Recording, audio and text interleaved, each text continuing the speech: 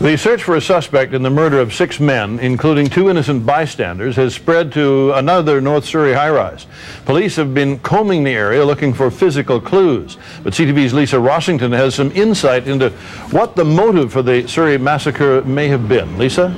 Well, Bill, police say this case is enormous. So big, in fact, they're comparing it to the Picton case because of the number of victims and police officers involved.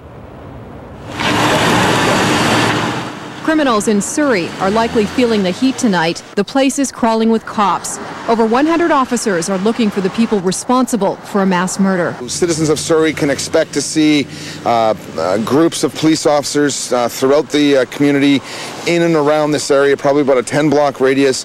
Do not be surprised.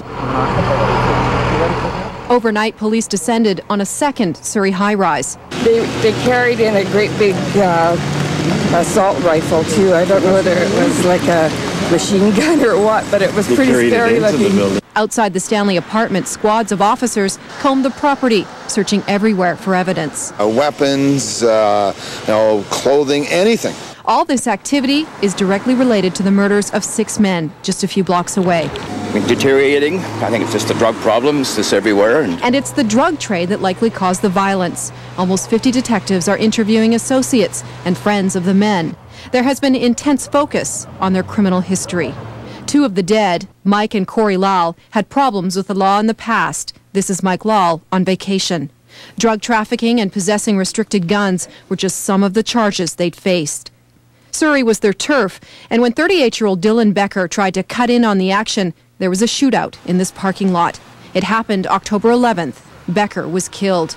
8 days after that, Corey and Mike Lal were murdered. Police won't say if there is a connection between Becker and the Lal brothers. Are the Lal brothers a suspect in the Dylan Becker murder?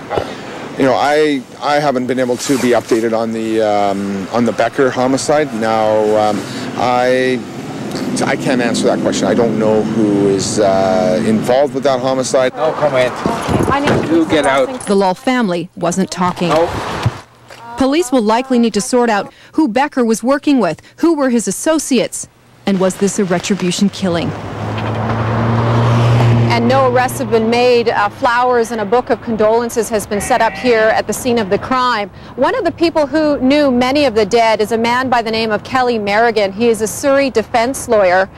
He represented Dylan Becker, Mike Lal, and Eddie Narong, all of whom are now dead. He is not talking. We have tried to speak to him for the past couple of days. He has refused to return our calls, Bill. It is frustrating enough when child support payments aren't made, but imagine one family's reaction when they discovered the checks were being scooped up by the tax department. Tonight on Go Public, Kathy Tomlinson has our exclusive story.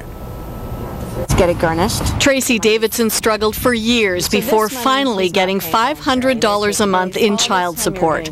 Suddenly, it's gone again. Her payments cut to just $3.88. I phoned them and they said, let me look into it.